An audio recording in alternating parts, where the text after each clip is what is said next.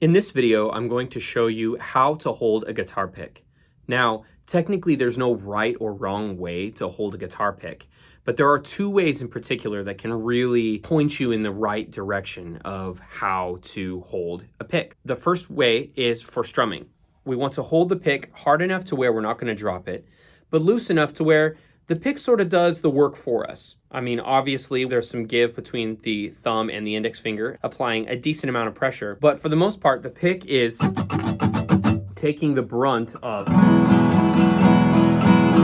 the work. We're sort of allowing it to do the work for us. What I tell my younger students is to pretend like this is like a little paintbrush and they're painting the strings. You don't need to turn your wrist a whole lot. It's sort of in the elbow, the wrist, the fingers, and then the pick itself.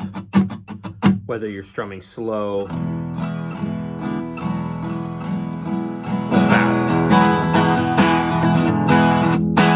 And obviously, if you want to strum harder, you sort of increase your grip and apply simply more pressure to the strings and vice versa. The second way is for picking.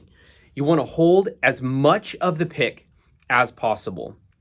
And I also explain this to students, young and old. You remember when you would draw with, as a kid, you would draw with a crayon or a colored pencil, and it was down to just the very tip of the crayon or the colored pencil, and you essentially had to really grab your finger in order to draw with it or color with it. That's essentially what we're doing here with picking. So you'll see that I sort of have the pointing part of the plectrum, say that 5 times fast, pointing out of the left-hand side of my thumb, okay?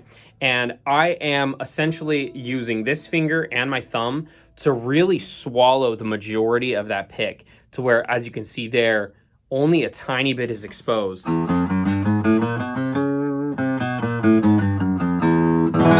You won't usually have as much success if more, I see a lot of beginners do this kind of stuff. And it's just not practical, okay? So you'll want to get right up to the strings when you pick, hold as much of the pick as possible to really have a little bit more success. So those are two ways that will dramatically improve how you hold your pick. Obviously, you're going to form your own style, for finger picking. If I'm playing something that goes between finger picking and picking itself, I'll sort of tuck my pick away under my finger like that, If it's, something that I intend to immediately go back and forth between picking and strumming on. The whole point is you'll develop your own method or methods for holding the pick. But essentially, that's how I do it, and I think that'll help you out a lot. Again, pick gauge matters a lot, so I'll probably do another video on that, on which pick to use, and in terms of pick gauges and pick types, there's a lot out there to choose from. I hope you found this video helpful. Please like, subscribe, leave a comment. Let me know what other kind of videos you'd like to see or other topics you'd like covered. Thank you so much and have a wonderful day.